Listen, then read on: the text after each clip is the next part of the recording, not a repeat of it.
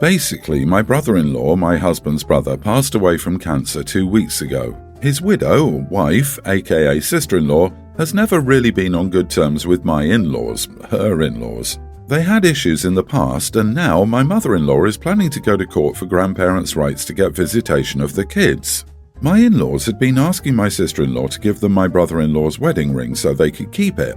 She refused, and they got into a huge argument. She left with the kids. So they went to her home yesterday, hoping to take the ring from her, but she told them she didn't have it and that she'd buried it with my brother-in-law. When my parents-in-law mentioned this and were devastated, I suggested that she might just be lying to get them to drop it. Suddenly, they got up, quickly got into their cars, went to their house, and had another huge argument. Sister-in-law called me later, cussing at me, saying I was horrible to be meddling in her life and encouraging my in-laws to come after her and harass her. I argued that I only made a suggestion and that her real issue was with them. She told me to mind my own business and to stop getting involved. My husband scolded me for what I said and said that his parents were crazy and that I shouldn't approve of their behaviour or even help them harass my grieving sister-in-law. I mean, my parents-in-law are also grieving and I too am grieving, and my sister-in-law's words hurt me when all I did was just to make a suggestion when I saw how devastated my parents-in-law were. But maybe I shouldn't have said what I said and caused my parents-in-law to go after my sister-in-law for the ring again. Am I the idiot? Edit, my sister-in-law and I aren't close. She seemed to resent me for some reason, even before this situation occurred. Why did his parents want to take their son's wedding ring away from his widow who gave it to him when they got married? This poor woman barely buried her husband 2 weeks ago, and these vultures of a family are already going after her for grandparents' rights? And Opie thinks it's okay because they don't get along? Oh hey, you lost your husband and father of your children, and you're grieving and now having to face being a single mom and learn to navigate life alone, but give me his ring and give me your children. Gee, for the life of me, I just can't see why not. Opie seems as delightful as 10 angry off skunks in a locked bathroom. You're grieving? What in the what? You participated in the harassment of a grieving widow because it's okay because you're also grieving, so the grieving widow should be more considerate of you? That's really what you're going with. You are the idiot. Leave the poor woman alone, and maybe be mindful that if anything were to happen to your husband, this is the same crazy you'll be subjected to.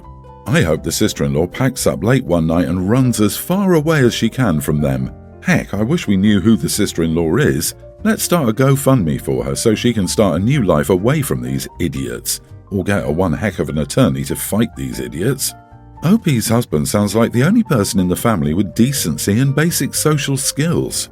Agreed. I can't imagine why the widow has historically had issues with Opie and the in-laws. Doesn't sound like any of them could understand a boundary if given a dictionary with the appropriate entry circled, highlighted, and bookmarked. What a bunch of idiots. Wonder if the mysterious dislike for OP is because the deceased told the wife early on what an awful busybody, OP, his brother, married. My youngest daughter is a senior in high school. One of her best friends, Lily, had just turned 18 as the school year was starting, and her parents kicked her out of the house that same day. My daughter told me she was sleeping on different friends' couches and talking about dropping out to work a job.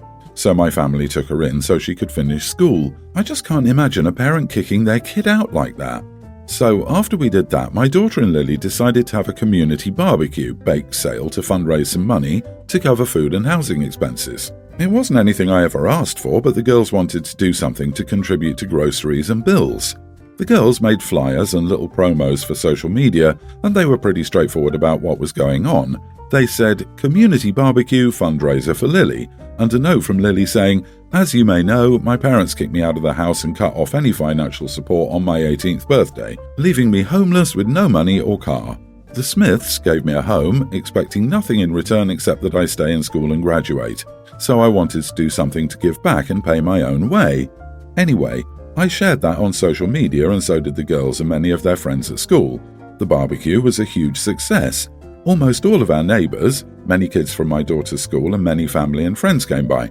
The girls raised several $1,000s, which I put in an education fund for Lily, where I'm also putting stuff like the cash she gives me from her job, for groceries and stuff like that. I'm planning on surprising her with it closer to graduation. Anyway, Lily's parents are furious. They saw that I posted the flyer on the community Facebook page and most everyone in town saw it. So I got a call from her dad screaming into the phone at me for slandering their family online, which I felt was such BS. I told him to either buck up and act like a parent ought to or lose my number. He started yelling on the phone again, so I hung up and blocked his number. Then I got a bunch of calls from another number. It was Lily's mom getting angry at me about how I don't know what she and her husband have been through, and it was trashy of me to be begging the whole town for money, for myself, and acting like it was their fault. I was like, well, it was your fault. And she got so angry and said that she and her husband had given their daughter everything and she was ungrateful, which I feel is BS because they aren't even giving her a roof over her head. Am I the idiot for letting my daughter and her friend, who was kicked out at 18, host a fundraiser that was very blunt that it was to raise money after her family kicked her out? Not the idiot. They're just annoyed they've been called out on their crappy behaviour, and now everyone knows about their crappy parenting. They're ashamed and angry that they've been exposed, but they're blaming you instead of reflecting on their own issues. They're not even giving any reason. Not a good reason, not a crappy reason, not even a lame excuse to try to cover their own butts. I'd bet good money it's because they know any of the actual reasons why they kicked her out are garbage, and they can't be bothered to come up with a decent lie. They're angry because they know they're in the wrong. They have no excuse, and now the whole neighbourhood knows, and they have nothing to say for themselves. Imagine kicking your high schooler out of the house and then getting upset at people trying to help her out. They're probably angry they can't get their hands on the fundraiser money. They sound like parents who think their daughter owes them something since they gave her life, even though she didn't ask to be born. Infuriating. If you're in the USA, CPS should have been called. While she is legally an adult at 18, typically if the 18-year-old is still in high school because they were born earlier in the time frame, the parents are responsible for the person. Not the idiot, OP. Apparently the rest of the town thinks what you did was fine too. Proud of you for helping out your daughter's friend so generously. My brother, Drew, unfortunately passed away a month ago. Drew was an addict and it tore our family apart. We tried rehab, therapy, support groups and interventions, but nothing worked. A week ago, a girl, Zara, contacted my parents online, claiming to be pregnant with Drew's baby. Unfortunately, my parents got too overwhelmed to talk, so I messaged her from my account to continue the conversation. I already recognized Zara. She was Drew's ex-girlfriend from high school. Zara said she had just found out she was around 10 weeks pregnant and was struggling for money and could become homeless very soon, and asked if my parents or I could help her out. After researching, I told Zara that she needed to do a paternity test first. Even though Drew is gone, the test can be done with our dad's DNA, so I said I'd pay for the paternity test. Zara got offended and upset and said she thought I was horrid for calling her a liar. Then she sent me a voice message about her crying, which I thought was slightly out of the blue. I told Zara she could either take the test or not, but we aren't giving her any financial help until she takes the test. Zara left me on red. I told some of my friends about the situation and they think I could have been more understanding and kind to Zara. Am I the idiot for refusing to help a pregnant woman? Not the idiot. Generally, a refusal to take a paternity test made with crying and accusations of calling the other person a liar means the test will come out negative. However, Zara should have no problem submitting to the test if this is your brother's child. Disagree. Saying that if it's really OP's brother's child, then Zara should have no problem submitting to the test reads a lot like, people who haven't done anything wrong have nothing to worry about from the police. Zara is perfectly within her rights to say no to the test. However, she's not within her rights to cry and be manipulative when OP says no test equals no financial help, which is OP's right to do. Geez, out of the blue, a woman contacts your traumatized and grieving parents and says she's carrying your late brother's child and wants you to send her money and gets all kinds of angry and manipulative when you won't just pay, no questions asked. No. You were plenty understanding and kind to offer to pay for a paternity test. You don't even know for sure that she's pregnant, just that she wants money and will send recordings of her crying if she doesn't get it. That was my first thought. If the brother was an addict, it's likely the people he associated with had the same issues, meaning they'll do and say anything to secure their next fix. That includes lying about being pregnant with a dead man's baby, hoping the parents will blindly send money in their grief. If your brother was truly the father and she wanted money, then you'd think she'd jump at the chance for a free paternity test. I need a judgment here. So my 26 male sister Jane, 28, is getting married this winter. I've been invited as a solo guest, no +1.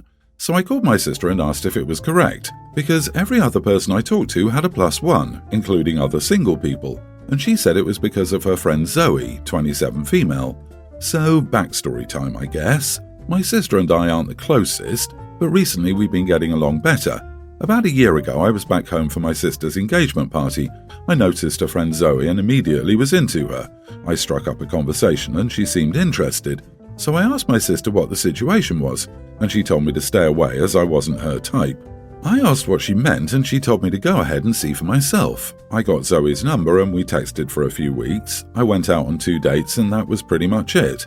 She was very religious. She's never had intimacy and said she didn't drink. She was kind of boring, to be honest. Just wanted to find a husband and have kids. She also wanted to be a stay-at-home mom, which is something I didn't want. We just had very different lifestyles and goals.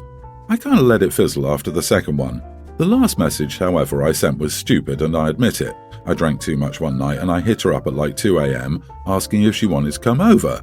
No response, never texted again. Now here we are a year later, and my sister is telling me she can't give me a +1 because of Zoe. So I demanded to know why. She said she and Zoe talked, it was her decision, so I needed to get over it.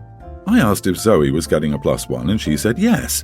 I said how unfair that was, and how I was planning to take a week off work, spend hundreds on clothes, gifts, hotel, and a plane ticket to see her get married. And she's giving me a solo invite in return? She told me to get over it. So I told her to have a fabulous wedding then. She tried arguing, but I told her I was done and hung up. Well, then came the barrage of calls. My mom especially is livid, saying she wants her whole family in attendance. I told her what was going on. She said yes, my sister is out of line, but also it is her place to be. So I needed to suck it up for 1 week. I said that I wasn't spending close to $1,000 to be treated differently. My family is livid and still calling me to reconsider as of tonight. My sister's fiancé even called. But I think this is an unfair situation, where I'm being railroaded. Am I the idiot? Not the idiot. You're right to feel that your sister is being ridiculous and unfair here, but your mom is also right that it's your sister's right to be ridiculous and unfair about her wedding. I wouldn't go, personally. Your sister has a right to be the idiot and you have a right to avoid her. Right? Getting married doesn't mean you get a free pass to be an idiot just because you're the bride. She has the right to choose to invite or not whomever she likes. However, she has to deal with the fallout from choosing a friend over her brother and doesn't get to throw a hissy fit if he doesn't toe her line. Zoe seems to be let off the hook for being a complete idiot. She's clearly said something to the bride about not being comfortable seeing her brother with anyone else, even though she is allowed to bring a date. So how does she get to dictate the bride's guest list and day, but her brother is scolded for seeing and pointing out how unbelievably weird that is? That's the part that gets me. Unless there are some very important things that OP is leaving out, why on earth is the bride allowing a friend to dictate who can and can't bring a +1, especially when said friend is bringing her own date? If someone tried that with me, they'd be, at best, getting some serious side-eye and the request ignored. Of course, Bridezilla's gonna Bridezilla, but I'm curious as to why Mom isn't questioning the whole thing. It's a ridiculous request from a guest. My guess is Zoe probably won't have a date for real. It sounds like he's being set up. I bet Zoe's +1 is OP. Or maybe Zoe is 50-50 about the so-called date, and she wants OP as a backup just in case. It seems like Zoe isn't over being passed up. I, 29 female, was hosting a party for my mum and stepdad's wedding anniversary, so I flew out my 3 step-siblings and their partners to spend the week in my city, and then we would have the party on the weekend. I and my husband live in a pretty small flat, so there weren't enough rooms for everyone to stay, so we offered for my stepbrother Mark and his partner Fran to stay on our yacht for the week. No one in our family likes Fran because she is a militant social justice warrior and can't keep her opinions to herself, and she's always no general etiquette. So the week went on with Fran making out-of-pocket comments about our city and lifestyle, which was expected but still annoying. One night, my husband and I were attending a party, and I didn't fancy inviting Fran and Mark, but we did, and surprisingly everything was fine. We didn't see them for most of the evening. We invited a few people back to our yacht for an after-party, and of course Mark and Fran were there. Unfortunately, Fran was quite intoxicated and started again making inappropriate comments that made people feel awkward. One of our friends was telling a story about how he did something funny that incurred a fine. Fran got upset and said how the fine he'd paid was more than most people make in a year, and he should be ashamed to be happy to throw that much money around. She said she was sad to see the amount of money being spent in our city and how ungrateful and wasteful we all are. Cue awkward silence.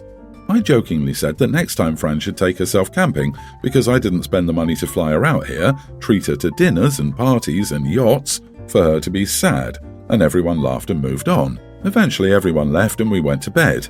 The following day, I told Mark and Fran I was humiliated and horrified by her behaviour. I wouldn't have people disrespect me while staying on my property. Of course, they were still welcome to come to the party and the flights home were taken care of, but they couldn't stay on the yacht until the party. I probably would have relented if there'd been genuine remorse from them, but Fran doubled down on her attitude and I'd had it. After a brief argument, they left and went to stay in a hotel. The party went off without a hitch. We were all keeping the peace for our parents' sake. A few days after they'd gone home, they sent me a bill for their hotel stay, saying that since I kicked them off the yacht, I should pay for their expenses. So I sent them a response telling them where they could put their bill. This made the rounds, and my parents are now asking that I pay the bill, as it was a lot of money for them and not for me, and they came on holiday with the expectation that they wouldn't have to budget for accommodation. I said they wouldn't have had to if they'd had an ounce of decency and that I won't be paying, but my parents are begging me to so that it doesn't impact Mark and Fran financially. Am I the idiot? Not the idiot. Well, you invited them and accommodated them, with the expectation that you wouldn't be inconvenienced or humiliated by their disrespectful, sanctimonious behaviour. So they should just learn to live with their disappointment just as you do with yours. Agree, you don't bite the hand that feeds you. OP paid for an entire trip and Fran wanted to criticise them for it while still reaping the benefits. This isn't about rich versus poor. I get why people can get upset with those living lavishly. It's about benefiting from someone's kindness and showing no tact, grace or respect. You are the idiot. You've got some tells here, including using the term social justice warrior. I've never heard anyone say that who went on to be a decent person. You come across as classist and arrogant, and your dismissal of something your friend did that earned a fine equal to many people's annual income as funny? Yeah, given that you wrote this story and are inclined to paint yourself in the best light possible, you come across as revoltingly intolerable. I'd say you're a giant idiot. I don't even care if your sister-in-law was rude at this point.